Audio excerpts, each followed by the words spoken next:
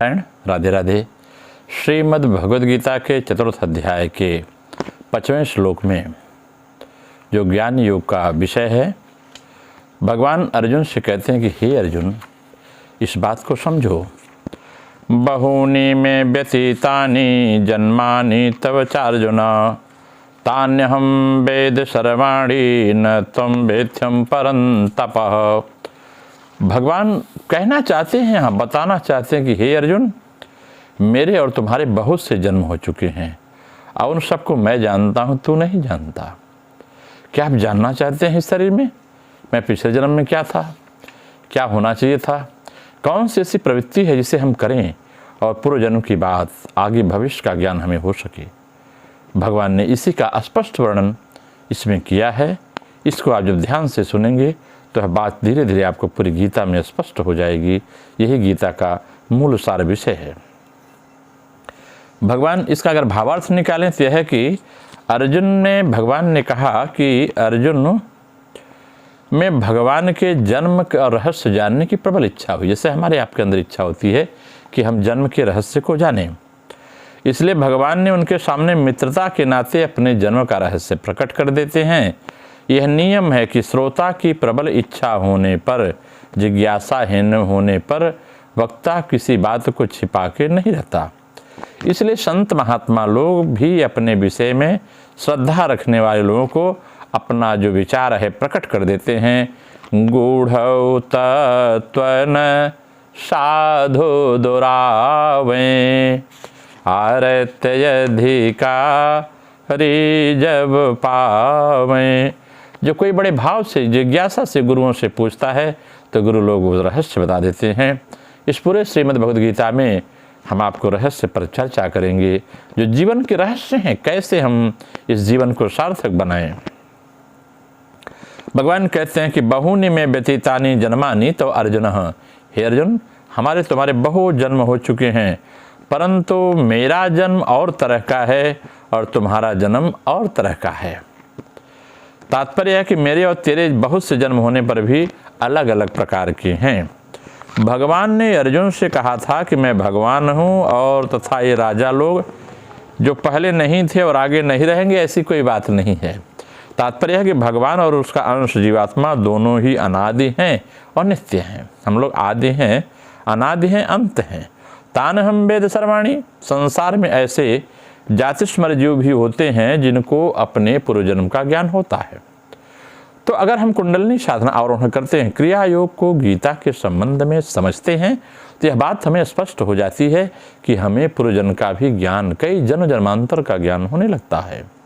यह हमारी ब्रह्म विद्या है, गुह्य विद्या है, जिसे हमें सीखना चाहिए। और यह सिखाने का प्रयास गीता में, इसका उदाहरण लाहिड़ी महाशय ने इसमें दिया है, जो क्रिया योग से महाअवतार बाबा जी का विषय है। कहते हैं ऐसे महापुरुष को युंजान योगी कहा जाता है, जो साधना करके सिद्ध होते हैं और साधना में अभ्यास करते करते उनकी वृत्ति इतनी तेज हो जाती है, वे जहाँ वृत्ति लगाते हैं वहीं ज्ञान उनको प्राप्त हो जाता है। इसका भावार्थ है कि आपको कहीं अलग से जाके तपस्या नहीं करनी है। जिस स्थिति परिस्थिति देश कालखंड में आप हैं, वहीं आप साधना कर सकते हैं इस ध्यान को। ऐसे योगी कुछ सीमा तक ही अपने पुराने जन्मों को जान सकते हैं, परंतु जन्मों को नहीं, अनेक जन्मों को नहीं। इसलिए भगवान ने युक्त योगी कहते हैं, जो साधना किए बिना स्वतः नित्य योगी हैं। जन्मों को जानने के लिए उन्हें वृत्ति नहीं लगानी पड़ती, बल्कि उनमें अपने और जीवों के भी संपूर्ण जन्मों का स्वतः स्वाभाविक ज्ञान हो जाया करता है। और उनमें, उनके ज्ञान में भूत भविष्य वर्तमान कोई का भेद नहीं रहता, बल्कि उनमें अखंड ज्ञान में सभी कुछ सदा वर्तमान रहता है। कारण कि भगवान संपूर्ण देश काल वस्तु व्यक्ति परिस्थिति आदि में पूर्ण रूप से विद्यमान रहते हुए इनसे सर्वथा अतीत रहते हैं। जैसे हम सब में भगवान का अंश है, वही बोल रहा है, वही सुन रहा है, लेकिन यह होते हुए वह व्यक्त नहीं होते, लगता है कोई व्यक्ति विशेष बोल रहा है, व्यक्ति विशेष सुन रहा है। भगवान कहते हैं मैं उन सबको जानता हूँ। भगवान ने इस वचन से साधक के मन में एक विशेष आनंद भर दिया है कि हम भगवान की जानकारी में हैं, भगवान हमें नित्य निरंतर देख रहे हैं। हम कैसे ही क्यों न हो, भगवान के ज्ञान में हम हैं। न तुम वेत्थम परंतप, जन्मों को न जानने में मूल हेतु है अंतःकरण के में नाशवान पदार्थों का आकर्षण, महत्व होना। इसी कारण मनुष्य का ज्ञान विकसित नहीं होता। अर्जुन के अंतःकरण में नाशवान पदार्थों का, व्यक्तियों का महत्व था, इसलिए वह कुटुंबियों के मरने के भय से युद्ध नहीं करना चाहते थे। अर्जुन ने कहा था कि जिनके लिए हमारा राज्य भोग सुख की इच्छा है वे ही कुटुंबी प्राणी और धन की आशा छोड़कर युद्ध में खड़े हैं। इससे यह सिद्ध होता है कि अर्जुन राज्य भोग सुख चाहते थे, अतः नाशवान पदार्थों की कामना होने कारण वे अपने पूर्वजन्म को नहीं जान सकते थे। भगवान यही इस क्रिया में, गीता में यही स्पष्ट कराते हैं कि हमें पूर्वजन्म का आभास होना चाहिए। वह आभास जब तक आप 18वें अध्याय को नियमित रूप से प्रथम विषाद योग से लेकर अंतिम तक नहीं सुन लेते तब तक स्पष्ट नहीं होता। ममता आसक्तिपूर्वक अपने सुख भोग और आराम के लिए धनादि का जो संग्रह करना है यही परिग्रह कहलाता है। परिग्रह अर्थात सर्वथा त्याग करना, उसमें सुख आराम आदि के लिए किसी वस्तु का संग्रह न करना, यह अपरिग्रह है। अगर आप संग्रह करते हैं तो परिग्रह, नहीं करते तो अपरिग्रह। अपरिग्रह की दृढ़ता होने पर पूर्वजन्म का ज्ञान हो जाता है। यही मूल भाव है। इसी को बौद्ध दर्शन में भी बृहत्ता से बताया गया है। अपरिहार्थ अपरिग्रह स्थैर्य जन्म कथांता संबोध, ये पातंजलि योग दर्शन है। कहते संसार क्रिया और पदार्थ सदैव परिवर्तनशील और असत हैं, अतः उसमें कमी होना निश्चित है, अभाव होना निश्चित है। अभाव रूप संसार के संबंध जोड़ने के कारण मनुष्य को अपने में ही अभाव दिखने लगता है। अभाव दिखने के कारण उसमें यह कामना पैदा होती है कि अभाव की तो पूर्ति हो सकती है, फिर नया और कैसे मिले, फिर आदमी आगे अभाव देखता है। परंतु कामना की पूर्ति होने वाली नहीं है। कामनाओं के कारण मनुष्य बेहोश हो जाता है। अतः ऐसे मनुष्य को अनेक जन्मों का ज्ञान तो दूर, वर्तमान कर्तव्य का भी ज्ञान नहीं रह जाता कि मैं क्या कर रहा हूँ, इसका परिणाम क्या होगा और क्या मुझे करना चाहिए, ज्ञान नहीं होता। इस ज्ञान को अगर स्पष्ट रूप से आत्मा रूप से समझना है तो हम इसकी आध्यात्मिक व्याख्या करें, क्रिया योग की व्याख्या करें तो यह बात समझ में आती है। भूत, भविष्य और वर्तमान, ये तीनों काल माया शक्ति की लीला है। काल के ही प्रभाव से किसी को छोटा, किसी को बड़ा तथा किसी के जन्म और किसी के मृत्यु आदि का बोध होता है। जो काल से परे हैं वही महाकाल हैं। त्रिकाल न होने कारण से नाना भाव नहीं है, वह सदा एक रूप रहता है। साक्षी स्वरूप कूटस्थ भगवान ही महाकाल हैं, जिसे हम शिव भी कहा करते हैं। कूटस्थ माने आज्ञा चक्र में देखते देखते जिन्होंने उसमें तन्मयता प्राप्त की है वही जन्म मृत्यु से परे जाकर साक्षी रूप से अवस्थापन करते हैं, वही आत्मा का दिव्य दर्शन करते हैं। जिसके प्रकार बद्ध जीव के ज्ञान से आच्छादित करता है, वैसे महाकाल से निबद्ध दृष्टि मुक्त आत्मा ज्ञान कदाप आच्छादित नहीं होता। अतः उनकी स्मृति भी कभी मलिन नहीं होती। दुर्गा सप्तशती में भी महास्मृति की चर्चा है। यह ध्रुवा स्मृति ही जीव का मोक्ष पद है, जो शक्ति के उपासक हैं।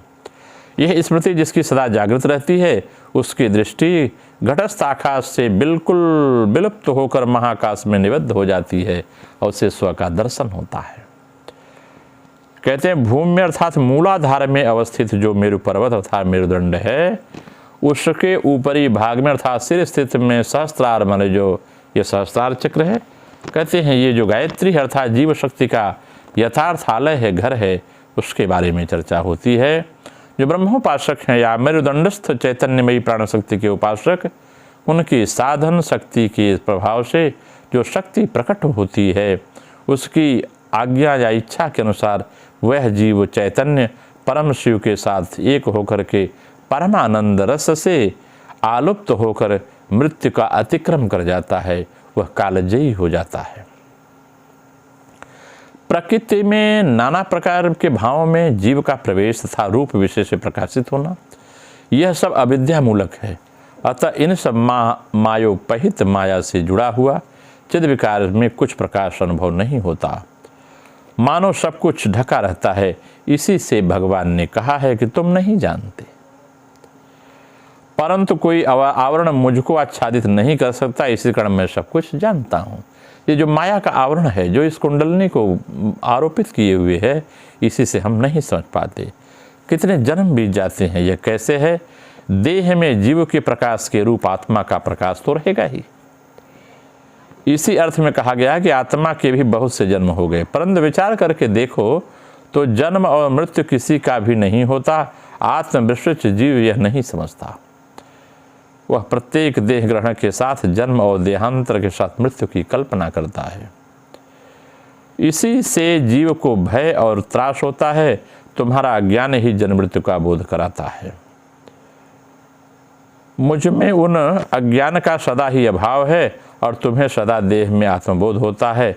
मैं अपने आप में प्रतिष्ठित हूँ, ऐसा भगवान कहते हैं। मुझे देह बोध नहीं होता। तो जो साधना करते, ध्यान करेंगे आत्मा का श्वास से, तो आपको देह बोध नहीं होगा। मैं अजर अमर हूँ, मैं दिव्यात्मा हूँ, मैं उसका अंश हूँ, या भाव होता है। प्रकृति तुमको नचाती है और मैं प्रकृति को नचाता हूँ। देहाभिमानी शून्य हो जाने पर तुम भी मैं हो सकते हो, जो भगवान ने कहा। तो साधक भी भगवान को जानत तुम्हें तुम्हें हुई जाई, ऐसा रूप प्राप्त होता है। नमो नारायण। राधे राधे।